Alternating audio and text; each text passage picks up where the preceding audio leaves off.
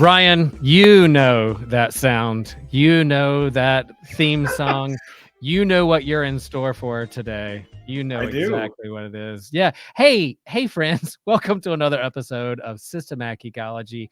Welcome to another primarily political episode, because way back when we were thinking of yearly themes in Systematic Ecology, Joshua, our fearless leader, was like, you know what?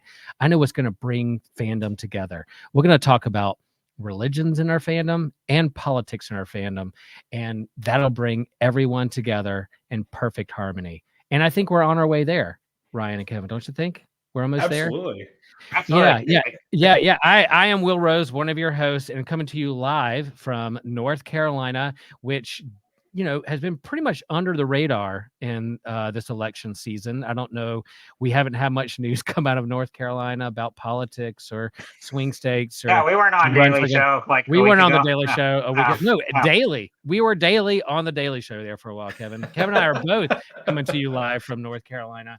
And we it is a big election year, and we're talking about how politics, art imitates life, life imitates art. And if we're going to talk about comic books, we're going to talk about fandoms, we're going to talk about politics in our fandoms, then I'm going to bring on board some of my favorite comic book geeks. I have Kevin Schaeffer and I have Ryan Doze from across the Bifrost.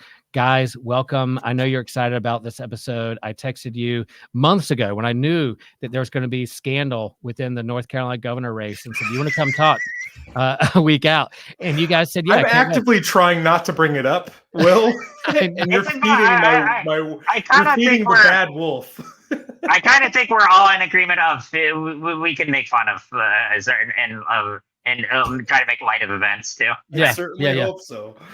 Yeah. If you don't laugh, you'll cry. So yes, that's where we are. Welcome, friends. Yeah, we are to another episode of Systematic Ecology, and primary political. There's been you can go through the list on our YouTube and podcasts and hear some of the other topics of politics in our fandoms. There are a lot of good stuff out there. But today we are going to talk about, man, it just sets itself up.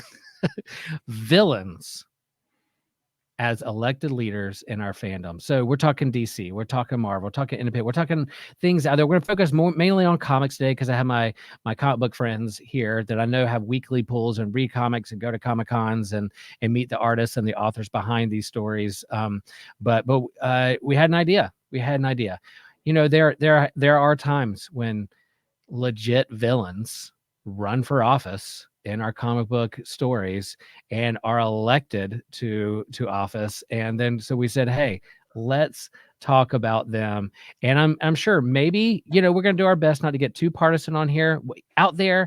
People out there who are listening in your earbuds or watching on YouTube, I don't know how you vote. I don't know who you put in, who you're going to write in on that ballot. Hopefully you'll write in Will Rose for governor of all, starting a write-in campaign for governor of surfing. The governor of surfing. I want the governor of all surfing. If you want someone in charge of surfing, vote for me. You can write that in your ballot. No, don't waste your vote. Vote with your heart. Vote with your faith. Vote with integrity. And if there's anything we say on here that offends you, just send me an email, send me a DM. We can have a civil conversation. And really, part of Joshua's, we pick on him.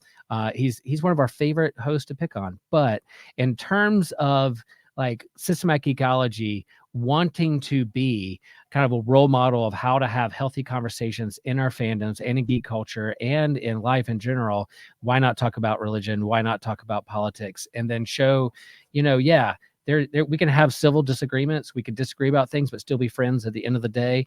And there may be some of our political leanings that come out in this episode. And if that offends you, we're really sorry. But all in all, we if you want to have a conversation, then let's do it in private. Let's have it over FaceTime. Let's have it over coffee or a beer, or shoot me a message. I'd be happy to have a conversation of why I feel the way I do about certain politicians. What a pastoral answer. Oh man, I tell you, we are the priest to the geeks, Ryan. I'm going to anoint you as a priest to the geek on this particular episode. You Finally, are ordained. My ordination's back. Awesome. You are ordained, buddy. You're ordained. Yay. That was a really polite way of saying, like, we're going to try to be like both and stuff. Like, well, let's get to the offending people. Let's do it. get, That's what we're let's about. get to the upsetting of people. That'll come later. Well, before we do that, let's break people in just a little bit. Let's share really briefly, what have we been geek out there lately? There's no shortage of content. Man, I'm way behind in a lot of stuff. But Kevin, what are some things you've been geeking out on? Well, I talked about this with Andy on the last comic book catch up, but we're both really loving this season of Only Murders in the Building. It just gets better and better, and it's so funny. It's so like, and it's not just like hilarious, but it's just such good writing across the border. And I'm more invested in the mystery element this season than any previous one. So I'm really loving that. I also just got tickets to see Steve Martin and Martin Short in February at DPAC, which I cannot wait for. What? Yes. That's 10 minutes from my house, Kevin. That's 15 minutes. I could. Okay. All right. Yeah. Look it up. I think that it's like one day, but they are doing 2 shows. So yeah, get on it. But the wheels begin to turn. Yeah.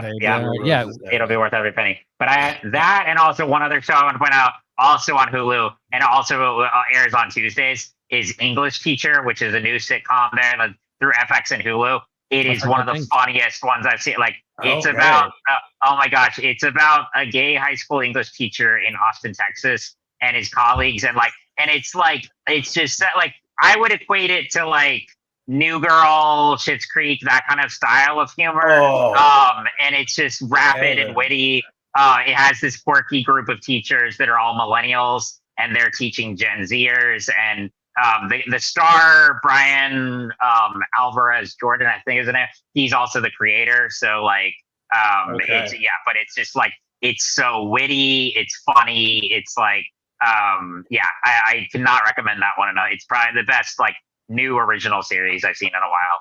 And I hope it goes on for quite some time.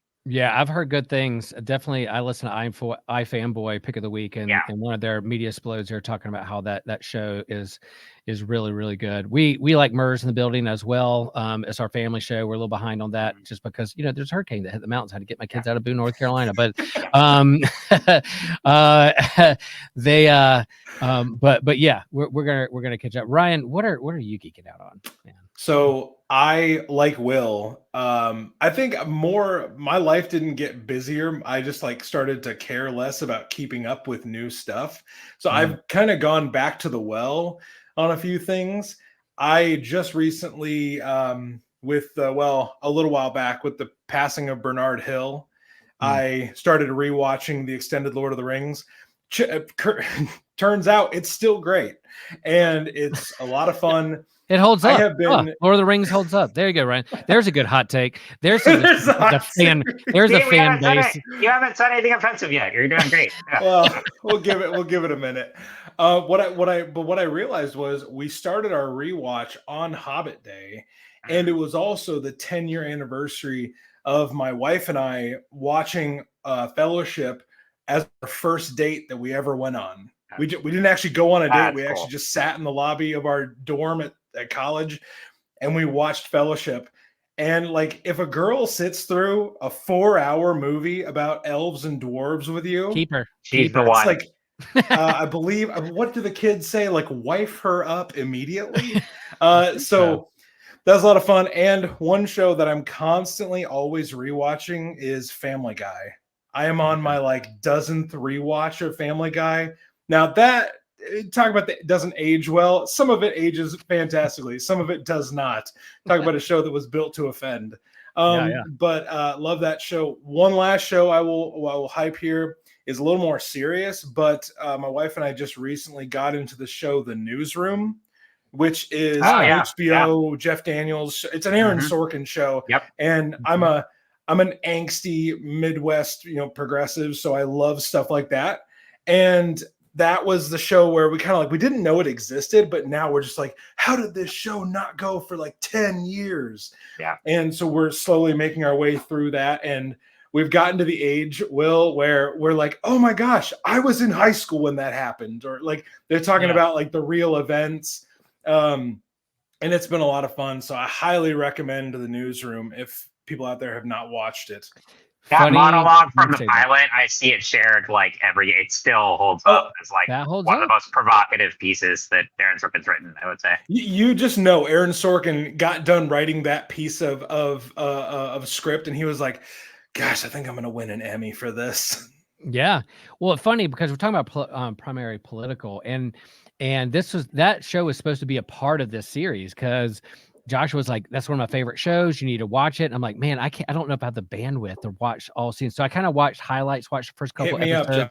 Yeah. If you want to talk about Joshua, grab Ryan and talk about newsroom and media, how it's portrayed and how it shapes or holds up a mirror to politics and culture. I think is a good thing.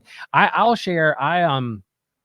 I've actually have been geeking out on Rings of Power. I know it hit and miss for folks, and it had the limited amount of like IP that Amazon can work with. But I tell you what's fun.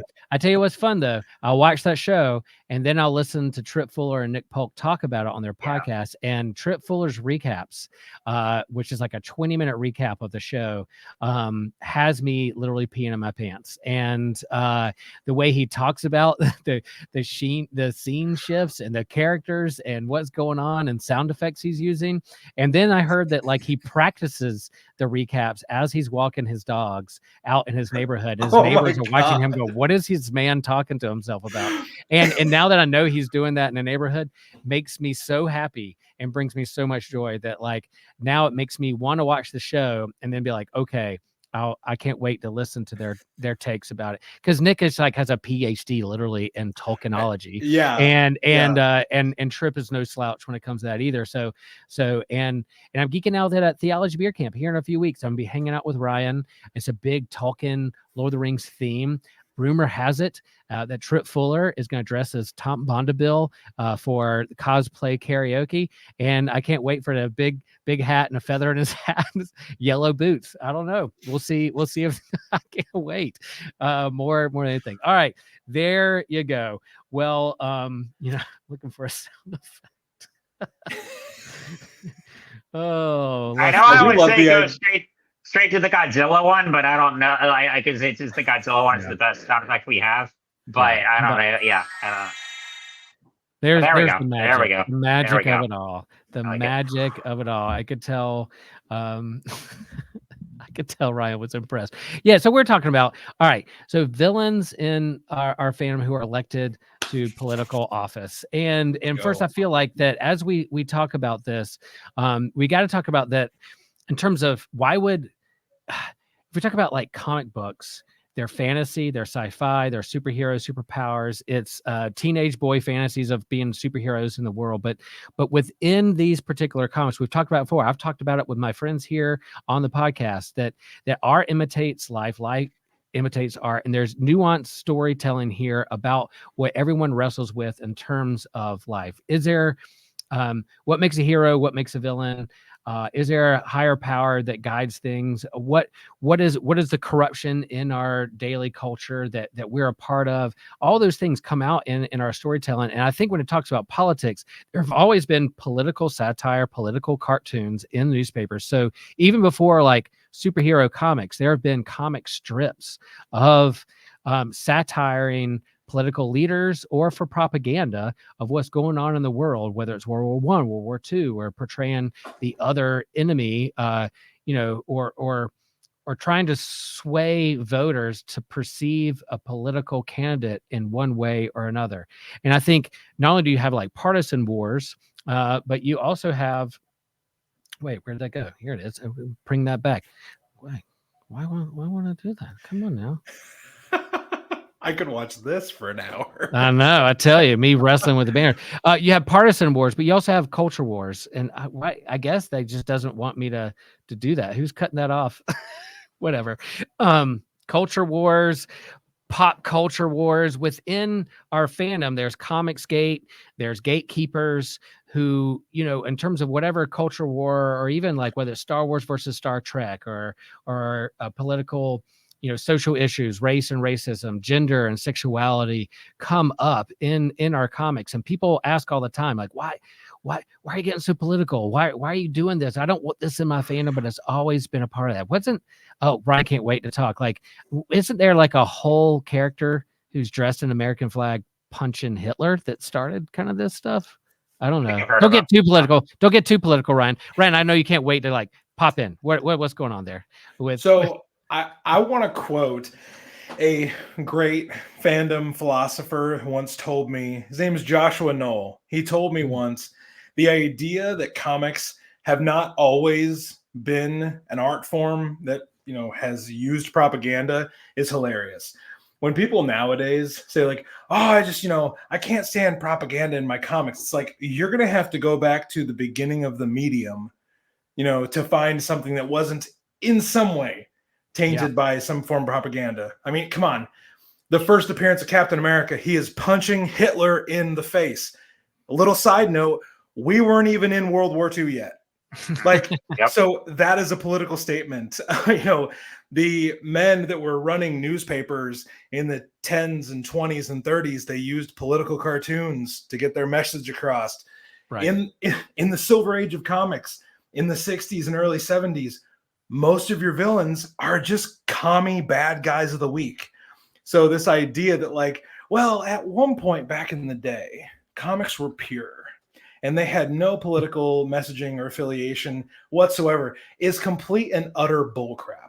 So man, I almost put a beep. I almost beeped you out. What? So we didn't have to put that E. Well, I'm gonna earn. When I get a beep, I'm gonna earn my beep. But Joshua told me that.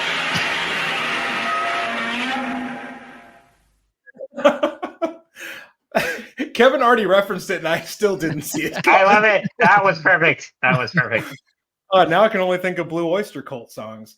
So I remember Joshua telling me that once, and it has stuck with me forever that comics have always been a medium that is kind of propaganda. It's someone using it to get their message across.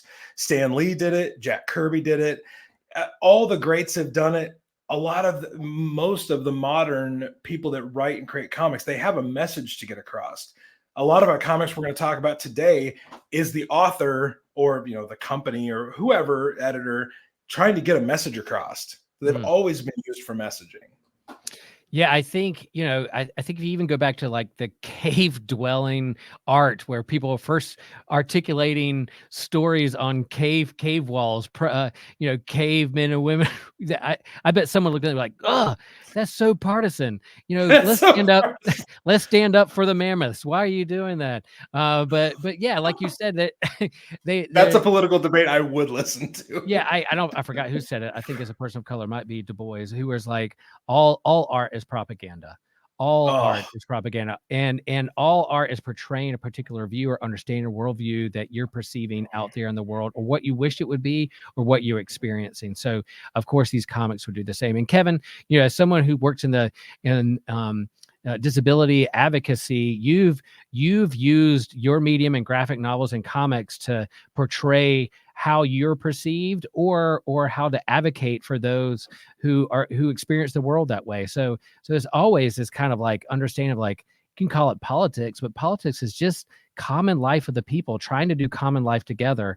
And sometimes there are disagreements, but we got to figure out how to live in this world together and do that. So Kevin, I know you have some experience in some of that, just how you tell your story. Absolutely. I mean, sometimes it get political because you got funds, you got money, you got politicians who advocate for you or not. But go ahead.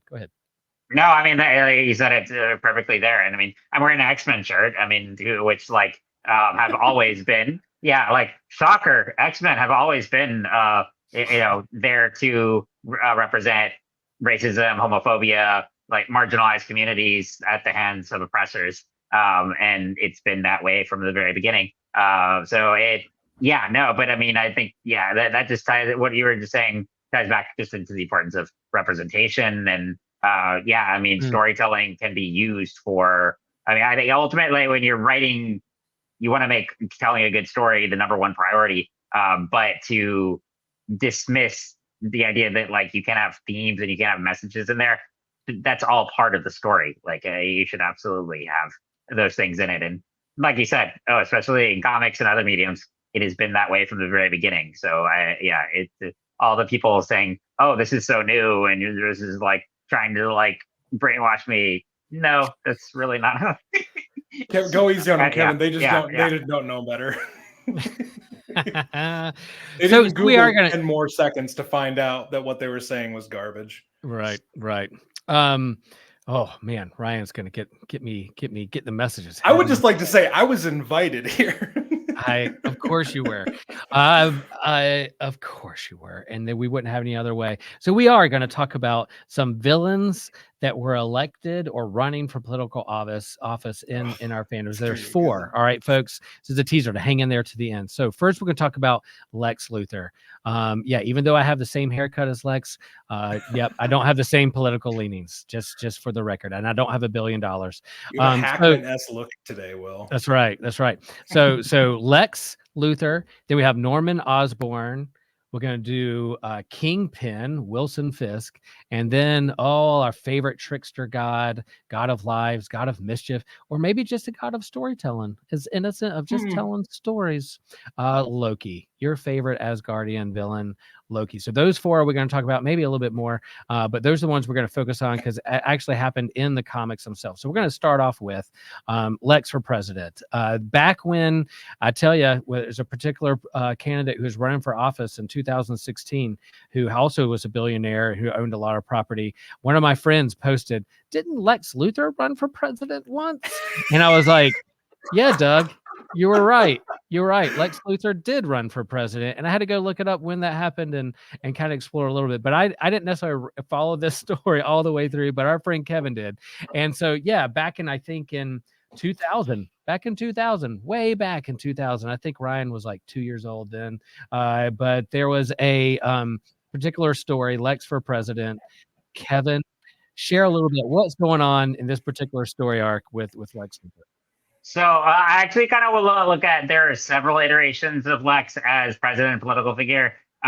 He becomes president in this arc, and the one in the comics I'm most familiar with is actually Superman, Batman, Public Enemies, which takes place during Lex's presidency. And of course, when you have Lex, the longtime arch nemesis of Superman, what is he going to do when he does become the leader of the free world?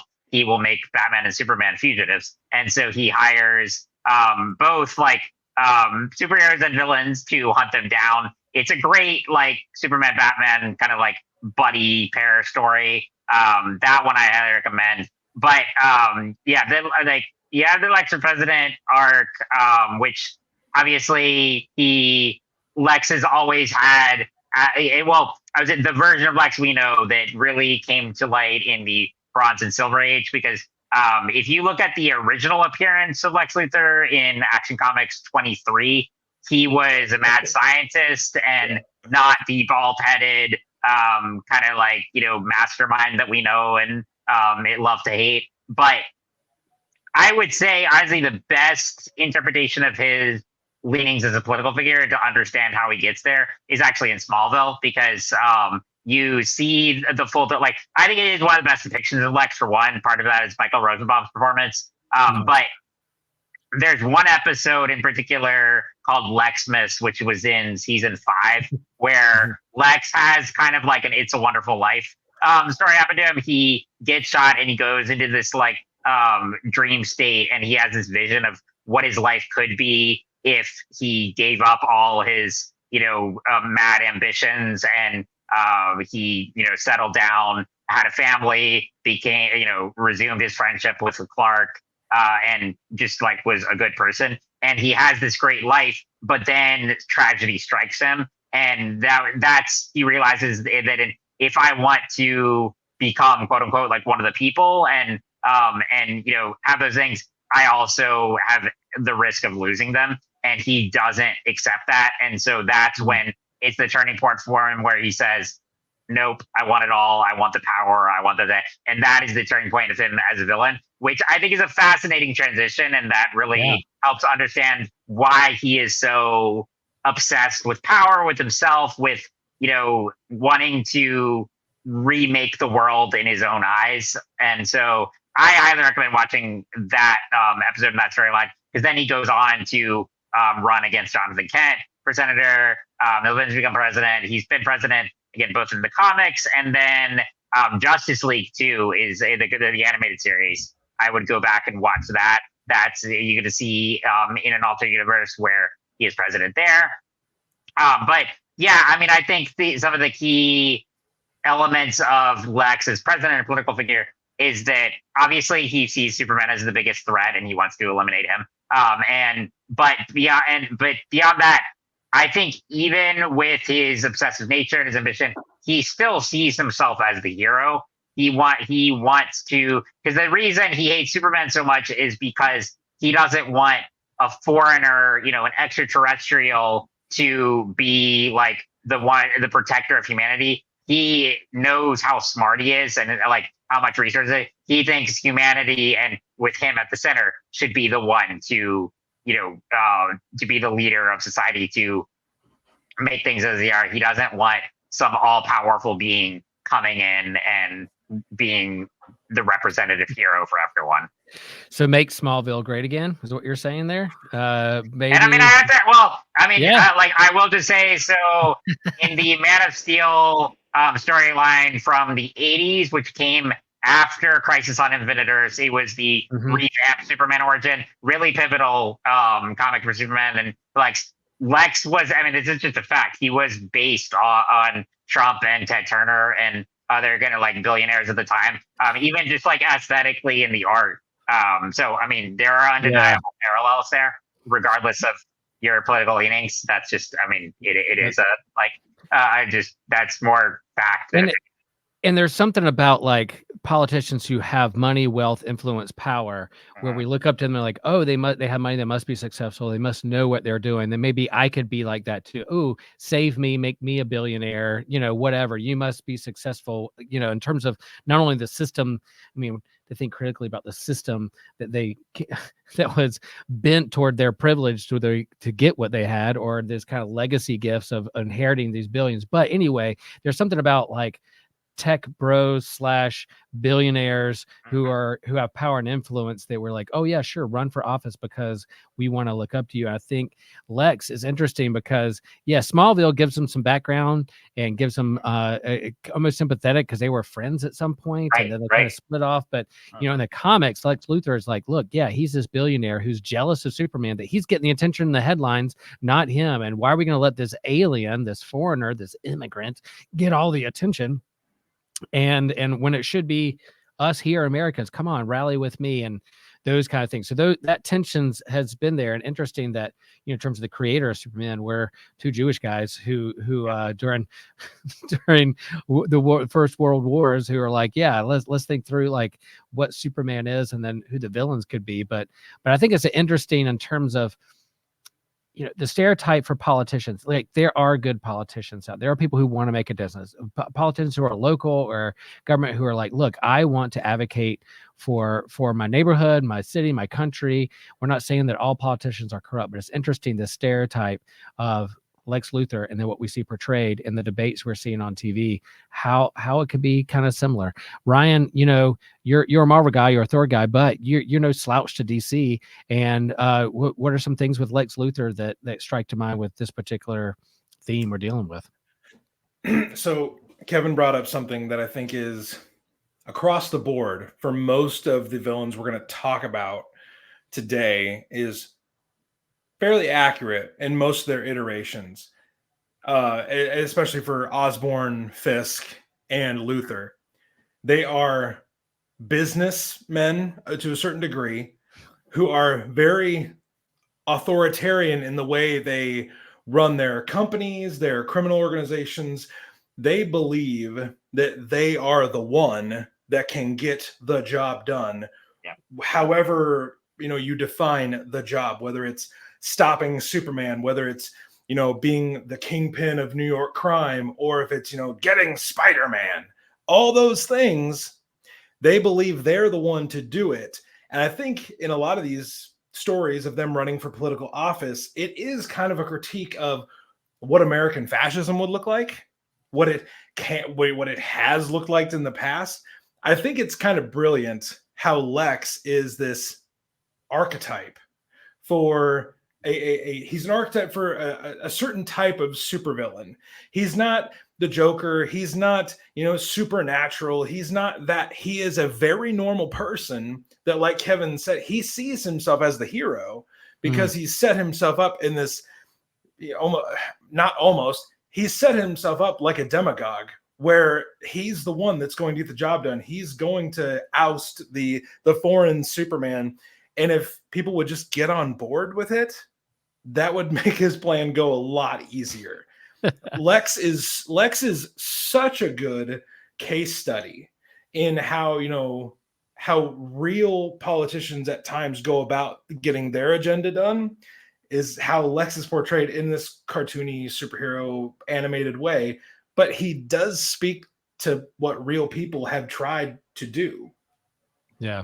And I think, you brought, Kevin, in terms of tragedy happens, and that was a turning point for him. We've often said, what makes a hero a villain? How you respond to that tragedy. Do you want other people to experience that tragedy the same way you did, or you want to save people from it and protect people from it?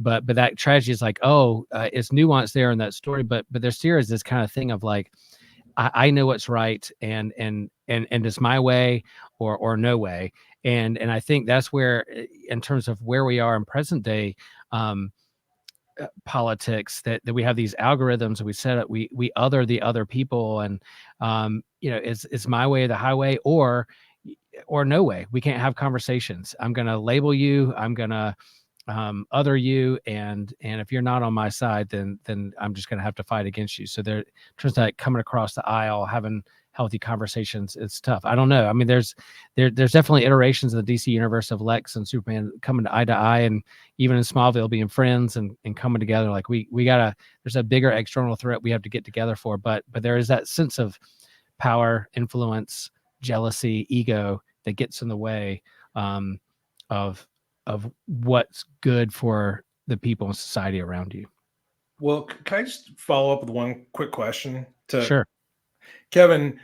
Lex is gifted at so many different things. Mm-hmm. Do you think there is, and I'm sure maybe there's been an Elseworld story what if about this, but there could very well be a version of Lex's story where he does become president of the United States, and instead of making it his singular goal to stop Superman, he could have actually been quite a good president. Well, I actually think in Smallville, he would have turned out so different if, like, one of the biggest struggle and the defining thing that tears them apart is that Clark hides his abilities and powers from him. And like Lex is obsessed with that because in the pilot of Smallville, Clark saves his life, and that's what and Lex feels indebted to him, but he has no idea how he managed it because he he fell into a river and a car crash, and there's no way this farm boy would have physically survived that.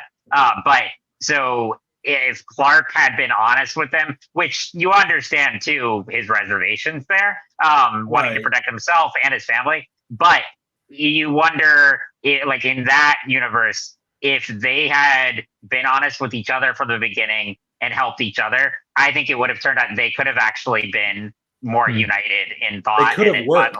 Exactly. Yeah. Okay. Because in that one too, Lex wants nothing but to be the opposite of his father. Lionel Luther, that's one of the biggest things and that's the thing, he wants what Clark has, a loving family, loving relationships, that kind of, but he just has this emotional disconnect. But if they had stayed friends and things had gone a different way, I definitely think that with it, it goes on this, there's a nature nurture thing there, but there's this, but ultimately this choice you have when you have tragedy that faces you, when you have, and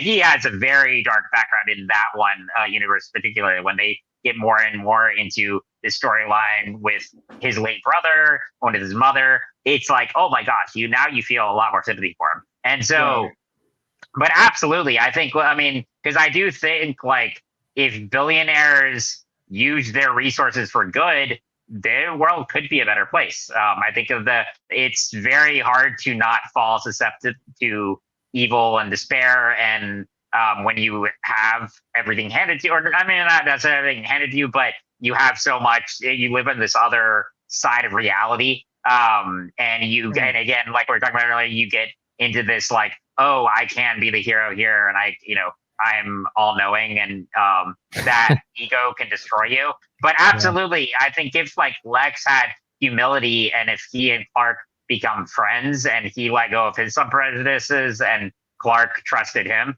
I think that would be like a totally different universe. Okay. That's good. Yeah, I would hope that, if I had $1 billion, I would do good with it. But you never know. Power corrupts, money corrupts. What you would do with it? And I would be surfing like crazy. Like, I hope I wouldn't like, become like professional beach bum is what become you like Elon Musk or use my money to like party like P. Diddy. I would hope not. Right? Good grief, Will. I know. There's a certain point where you're trying to. I said it. You try to get to a point where you're using money for right, and then all of a sudden, power, influence. Here we go. We're gonna break bad, and I'm like, I hope I wouldn't break bad. I wouldn't make choices along the way where I break bad. But you never know. We're broken and fallen people, so I'm like, I would hope not. All right, let's change the subject from that to. All right, we're gonna hop over to Norman Osborn. Here we are. Marvel Universe, one of the top rogues and villains in the Spider-Man world, the Green Goblin, so the owner and leader of Oscorp, and again, money, tech, influence, all that stuff. And in the 2010s, he runs and becomes mayor of New York. And I think he runs for president or almost runs for president, but then doesn't get elected or is at least pulled aside. I know in an alternate universe called Earth X, which I haven't read all of them. It's 99, 2000 comic series that's 14 issues that have like 42 pages in each book or something. It's a big book. But he becomes president in there or leader in there or mayor in there that elected office. And there's this kind of version of him that's very similar to Lex Luther. You guys familiar at all and kind of with Norman? We had to bring him up just because he's similar to Lex, but also he was elected office in New York. These New York villains. I don't know. I'm trying to think if I ever knew. When I read the outline, I know I haven't read this story or anything like that, but I'm trying to remember if I ever knew that he had political leanings or that this was a thing. But yeah, I haven't really. Was this in Amazing Spider-Man or Ultimate Universe, or was it in the main? No, it's 616. Oh, is that okay? Yeah. I'm by no means a Spider-Man scholar, but one thing I know about Norman. In a way to contrast him from Lex a little bit, was Lex, I feel like, was so hyper focused on getting one person. Norman, at one point during the Siege event, he goes after Asgard and his Hammer organization, which I feel like Hammer. So at this time, we're just coming out of the George Bush, Jr. G-Dub years. Where Homeland Security becomes a brand new department in the United States government. I feel like Hammer is almost like a twisted, dark version of what Homeland Security was in, depending on what you view about Homeland Security. Anyway, we have Asgard floating over Oklahoma, and Norman's like, nah, not going to happen. And we'll just say this. If you shoot your shot against Asgard, you better not miss. Yeah, because Thor gives 0 Fs if you come after him. And I do love that. Also, this comes after the Civil War event, which is my favorite Marvel event of the recent, when Civil War in and of itself is a civics lesson that comic book fans should revisit every year. Yeah. But Norman is a huge part of the aftermath of that because he is essentially an opportunist. He sees the rubble that Civil War leaves, and he's like, ooh, I'm going to pick up all the pieces. And also, secret invasion is happening. So you have the superhero community eating itself alive, and then you have these otherworldly, shape-shifting people come in and taking identities from other people. So yeah, the Marvel Universe was ripe for Norman Osborn to try and make a power play. And really, Norman, he gets what he wants. He creates the Dark Avengers. He initiates the Siege event, and he eventually fails because good must triumph over evil. But it makes sense why Norman did all these things. he was an opportunist at the time. And he is kind of this Dr. Jekyll, Mr. Hyde kind of character. At one point, he's together, he's in a suit, he's level-headed, he's a leader of a tech corp, and has lots of money. And then something happens to where he becomes the Green Goblin and has this kind of dual personality that when he looks in the mirror, he doesn't want that monster to come out. So he is wrestling with this kind of inward monster, a part of what makes him a villain. And after Spider-Man, he blames Spider-Man for a lot of things, similar to Lex blaming Superman for the problems that are around. Like he's blaming Spider-Man as this kind of nemesis. But yeah, he's elected to office, and what people perceive as, who this leader / person you look up to as a successful man, and who can lead us away from the external threat or the problem that presents itself, versus the heroes and people closer to him that know who he really is, and we're like, hey, let's warn people, let's ring the bell. What's going on here? We can't have him in a position of power because it's going to get even worse. I mean, literally, he sets himself up as the Iron Patriot. Yeah, He dons a knockoff Iron Man suit, paints it red, white, and blue, puts a big star on the front of it. And it's just like, gee, Norman, are you making a political statement by the thing you're doing? Like, he's literally, he's using branding to try and get his anti-superhero agenda across. Like, Norman is a huge critique. All these characters are, but Norman maybe super obviously is a critique. What was his downfall? Do you remember, like, in terms of what he was up there as position of power for a long time? Eventually, did he just, So it has been a hot minute since I've revisited Siege, but I think at the end he just flat out loses, and people. Here's the thing with like demagogue figures: once they get punched in the mouth and people see through the illusion, the facade falls pretty quickly. And I think Osborn that's a consequence of his power play, is once people started seeing through it, it was done. There's so many different figures just in American history that are like that. I because I'm a massive nerd in other areas of life, I just read a biography of Joseph McCarthy. So I'm coming in hot with words like authoritarian, fascist. I might even dip a commie reference in there. But I think Osborn and Luther, like, because they were such these cults of personality in these stories, once people saw through them, game over, man. Game over. Yeah. Good point. And we're gonna move over here to another famous Daredevil Spider-Man villain. We got organized crime, Kingpin for mayor or president. Wilson Fisk, who another. What is it about bald-headed villains? Come on, y'all. I don't need a bald-headed hero. Follicles. Oh wait. Hey, we have Professor X. Who they just turned bad at the end. Age. True. I know. I know. Yeah. Well. Yeah. Here we go. No, but here we have Kingpin. You know him from Daredevil. He was also mayor of New York City during Secret Empire, and then eventually made a plea for president. I mean, Devil's Reign was a great run where he is with Daredevil in the 2000. I guess that's 2019, 16. What was? No, it was like last year, man. Really? Devil's Reign is not that far ago. Yeah, maybe it was 2019. Oh, 21. Yeah. 2021. Devil's Reign is great if you want to look for a good Daredevil arc and kind of an event of all the heroes coming together and the villains. A big part of that was Wilson Fisk as mayor, as leader, as the elected official who's standing up against the nemesis of these heroes who are vigilantes, and they need to bring law and order to the land. And that's his thing. And the public are like, these heroes are out there just doing whatever they want, and who's the villain, who's the hero gets blurred when especially when people's normal lives are caught in the middle. So I can kind of understand the sensitivities to be like, I'm in the middle of this civil war between literal heroes are supposed to be heroes, but they're fighting, but also heroes and villains. And then maybe someone like Norman Osborn or Wilson Fisk can say like, hey guys, let me save you from these nemesis out there, these people that are out there, they're trying to help you, but really bringing destruction. So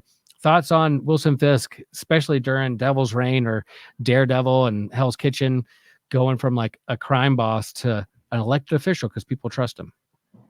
I would say, and there are parallels to Lex in the sense of a businessman and, you know, the ambition and everything. But I would say what sets Wilson Fisk apart, and you in the classic like Godfather sense and all these crime lords, is like he comes from nothing. He comes from a brutal childhood, which tells him that, you know, violence is the only way to survive. And you know, there's that like the great episode in the Daredevil TV show that explores his origin, which, I mean, it's brutal, but like when he has to take down his father in order to protect his mother and himself, and it's like, it's, you know, horrific, but it also brings you this like sympathy toward him of like, this is what he was born into, and he feels that he feels in his eyes that he is a man of the people, and that he is coming to, like a lot of crime bosses in the movies and gangster epics and stuff, where they come from like this impoverished childhood, and, you know, it's surrounded by brutality, and they want to take, you know, the world into themselves and, you know, come out on top and survive. And so, and then, yeah, he carries that into his politics, and we're going to see that. We got the tease for Mayor Kingpin in at the end of Echo. They gave that little tease, like setting up Born Again, which I'm really excited to see how. I can't wait for Born Again for multiple reasons. But oh my gosh, okay, that's my, like, if like we don't get anything else from the MCU in the next year, like that's all I need right now. But yeah, I think that's the thing about Kingpin, is that he obviously, his crimes are horrific and egregious, but in his eyes, he sees himself as the savior of like the little guy, you know, and he wants to, you know, like if you think about it, I mean, him and Daredevil are in a way fighting for the same thing. Obviously, they have totally different ways of going about it, but like he sees himself as a hero too, like, you know, in a very like perverted way. But yeah, he wants to claim control. He wants to, you know, if anyone's going to be in control of the crime families and everyone around the city, it's going to be him. And he thinks he can translate, you know, his quote unquote skills as a crime boss into politician. Yes, that strength, meet strength with strength, you know, like I'm not gonna, and there's, again, like it's not a supernatural superhero. He's been induced with radioactive waves, so he has like supernatural abilities, but he is pretty strong. There's something about him that's overly strong, or can out bench press anybody. But not only just like literally he can out bench press you, but he's going to show his strength in terms of how he's going to muscle you in a way that he thinks is what's best for those around him. And, you know, he walks in a room, you know, you better, you know, hide. Yeah. He wants you to shiver in fear because he's going to intimidate you to get what he wants, where he thinks best for the neighborhood or people around him.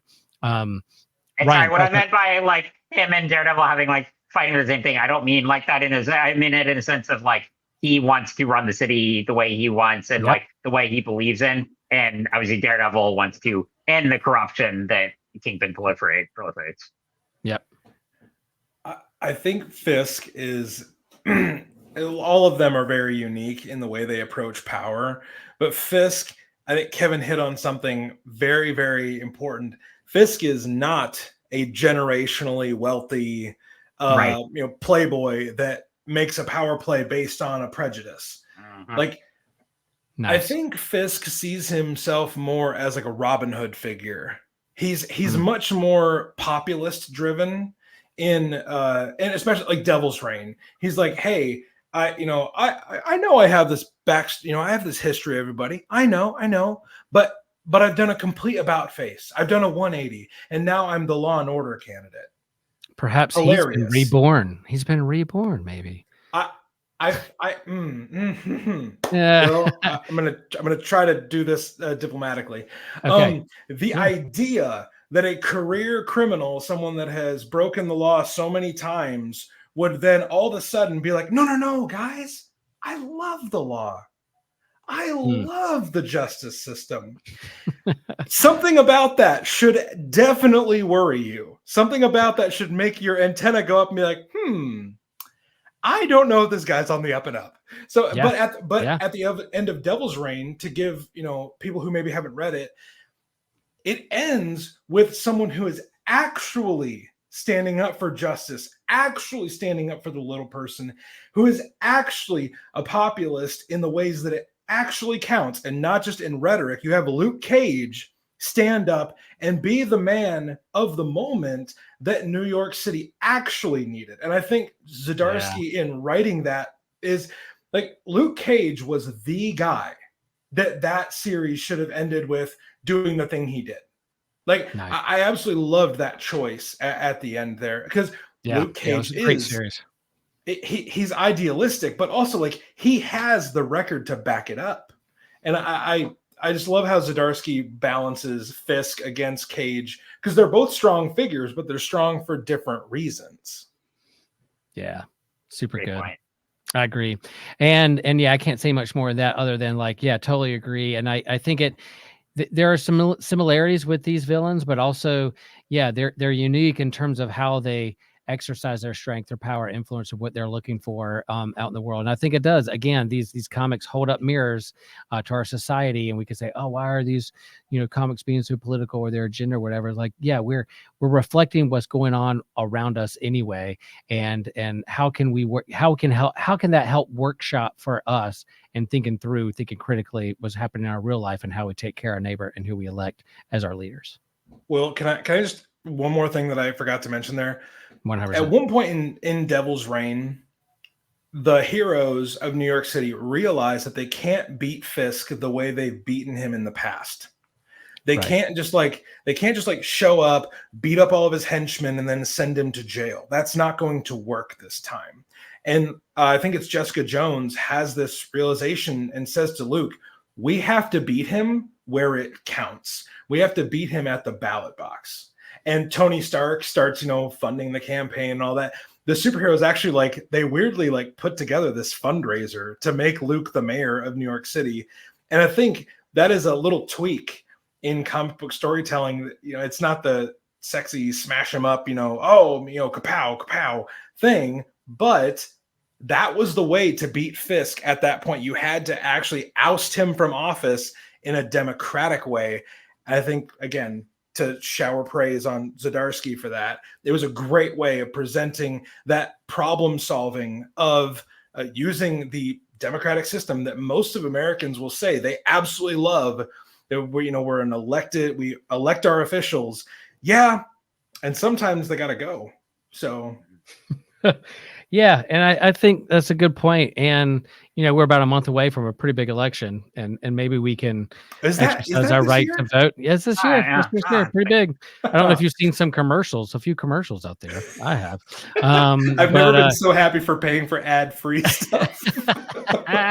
But yeah, how do we solve our problems? And yeah, we do encourage our listeners to vote. Go out there, register to vote. And you may think it doesn't make a difference, but it does. And so that is a right that we've been given here in this country. And there's ways to solve that problem in our society and that kind of thing. So yeah, nice. All right, we're gonna go over here to, man, I knew about this. I've read it in the past. I had to revisit and reread it. I reread it this past coming week leading up to this episode, and it's a series 2016 Vote Loki. And I will say it was nice revisiting the calmer times and the before times of 2016, back when we didn't know who President Trump was going to be or what was going to happen in 2016. Oh, back when Jane Foster was the Mighty Thor. Those were good times. And it wasn't at all politically charged, that move for Marvel. It ruined my childhood. Will it flew underneath the radar? It flew underneath the radar. It didn't make any headlines, but it was nice revisiting 2016, 8 years ago. My kids were still in middle school. I was gonna say I didn't have kids back then. yeah. There's those times. But yeah, it is. I mean, if you're gonna say like, I don't want politics in my comic books, don't read this series. It is nothing but politics and satire. Little trigger warning. If you're triggered by politics in your comics, don't read this one. But the fact that at the top of one of them said "believe" and then "lie" was highlighted, an exclamation point, LIE. All right, so it was so fun to revisit this. You have Christopher Hastings, Langdon Foss, Paul McCaffrey. The art's pretty fun. The writing's quippy and good. Ryan, you have a podcast around Thor and Asgard across the Bifrost. Can you summarize? I know it might have been a hot minute since you visited, but in terms of what's going on in this particular story arc where Loki literally runs for president. So two things I feel like are foundational to understand this series and Loki just in general. One, Loki has lied about everything. Like going back to a Journey into Mystery 87, the first appearance. I believe I got that right. Well, probably do. So lied about so many things. The one thing Loki has never lied about is themselves, like who they are. Loki has been a liar since day one. His relationship with the truth is murky at best.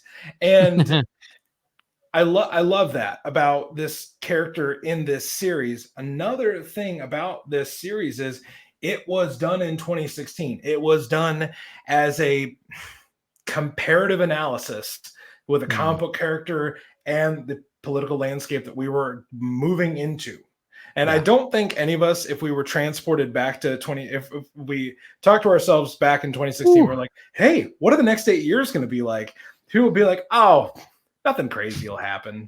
I love those memes of people going back. I love those memes during COVID of going back and talking to yourself in 2019 to tell you what's going to happen in 2020. And people going, and you're like, you wouldn't believe it. Similar, like, I go back to 2016 Will and be like, guess what's going to unfold in the next 8 years?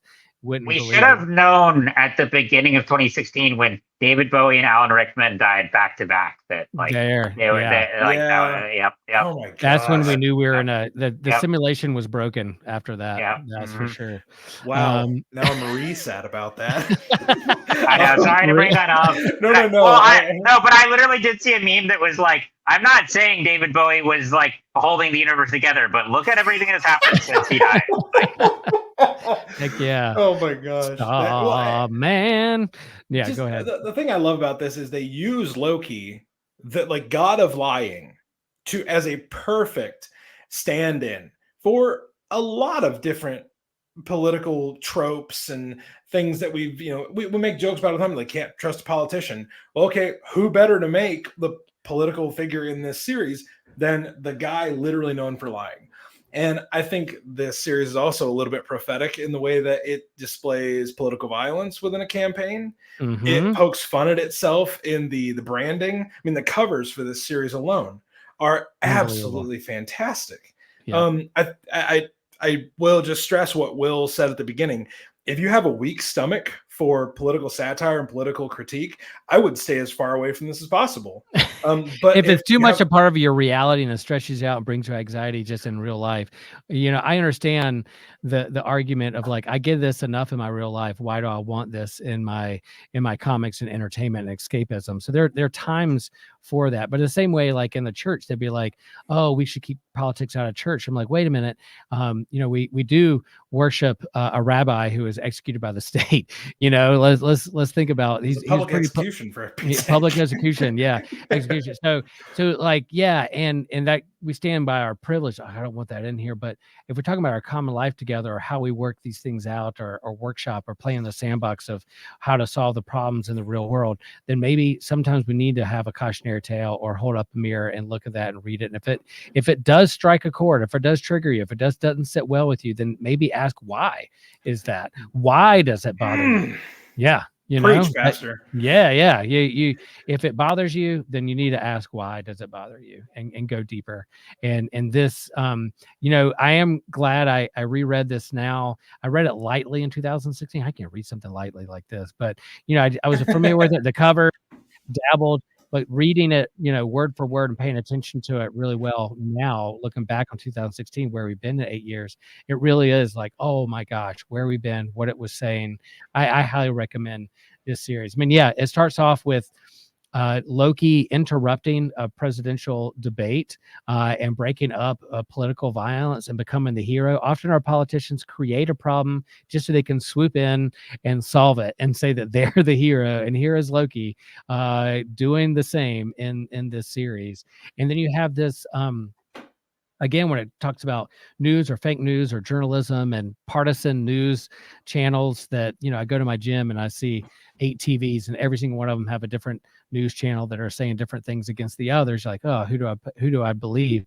Well, you have a reporter for the Daily Bugle who's reporting on this and trying to expose Loki, who Loki is, and really going, and along the way, she's like, this is finally going to get him. This is going to do it. This is going to do it. And then along the way, nope, it just fans the flames similar to our own. Surely people will wake up after this story, or this has to be the thing, right? This has to be the thing. No, it's only going to rile up the base even more. What is going on?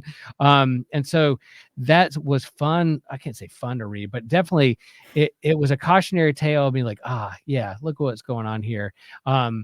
In terms of how American politics go and how you lure people, or how what your campaign slogans are. There is even a moment where Loki says, "Make things sane again," and you're like, "Oh gosh, what's going on here?" So, what am I forgetting about this story arc, Ryan, that people need to go back and read for themselves, or lifts up that Loki is revealing to us? As far as details, I mean, I feel like there really isn't much. Overall, though, I would say if you're a comic book fan that is looking for something to give you more of a thought exercise, like one of the aspects of this series that I enjoy is I used the phrase earlier, the cult of personality that it brings out in people, this hero worship, this, at a certain point, it's like whatever Loki does, we're going to be behind. And we're not really going to ask too many questions about it. I think that is a thing that, especially in 2024, a few, practically just weeks ahead of a consequential election, interrogating why we are such a fan of somebody or why we support a certain person. Like, this comic does shed light on that phenomena, because here's the thing, I feel like in the last 5-6 years, the United Kingdom has done 1,000 elections, and they do them in a few months. They don't make a whole year out of it. We're absolute political sickos over here, because we make years and years. Once one campaign is done, we just start up another one. It's really the American political scene is constantly campaigning for things. I see campaign signs around my rural community in Nebraska all the time. The midterms get crazy here. God forbid a presidential election is on top of a ticket. It kind of exposes, this comic kind of exposes how sick the obsession is, and how the cult of personality really has become to dominate American politics, especially in the last 8 years. Especially since 2016. Boy, did they know. Yeah, I agree with all that. And yeah, the cult of personality. And I think even how we perceive media and the news cycle and social media and algorithms is endless. And then how that polarizes us, and then we get on teams, is interesting. A lot of parts within this in 2016, they were pulling up phone messages and internet, and the headlines that were changed, just tweaked a little bit to kind of clickbait you to read it. And at one point, the Mighty Thor, Jane Foster, is like, why did you write this, Nessa? Why did you write this? And she goes, did you read the article? She goes, no, I just read the headline. She's like, read the article. You've only read the headline. It was there to get you mad and riled up, and yet you didn't read the actual thing that I was saying. And it was like, oh, I guess you're right. So even a hero like Thor is like, oh yeah, you got me with the headline and what's going on here. And Jane's smart. Like, Jane's not a dum-dum that's just right. scrolling Facebook looking for stuff to be mad about. Yeah. So towards the end of this particular story arc, spoilers, we go read it. But spoilers, Loki isn't elected president. Darn and yet it. I know. How disappointing. But then going back, you were like, oh, did he know all along he wasn't going to be elected? Was he just lying all along? Was he trying to show the world something of deeper truths underneath the surface? Eventually he goes to this reporter, Dale Bugle, and was like, I did this to challenge you, to elevate you and your story, and to push and challenge you and how you do news and what's important to you. And even then, just like, is that a lie, or is that a twist of the truth? Is some of the truth is there, but not all the truth? But it ends kind of on that note. When I was reading it, you're like, how are they going to end this? That he doesn't become president, but like, what's the point of the end? And I think it shines the spotlight back on how we portray media and how media lifts up particular candidates or not. Yeah. And there's a part in here, one of my favorite things, you do have Jonah Jameson doing an interview with Loki at one point. He's like, you were born in some other dimension. You're not even eligible. And he's like, actually, I have my birth records that I was from Earth parents or whatever. I don't know. And he was like, oh, dang it. So they used birther conspiracy against Loki as well. And then they have this Latveria, Dr. Doom. You never see Dr. Doom, but Latveria shows up in this contrast between America and us, and walls and barbed wire and authoritarianism, along with kind of democracy and what it could kind of spiral into if we aren't careful. So I think Latveria compared and contrasted against America was definitely an intentional choice with this story. Boom.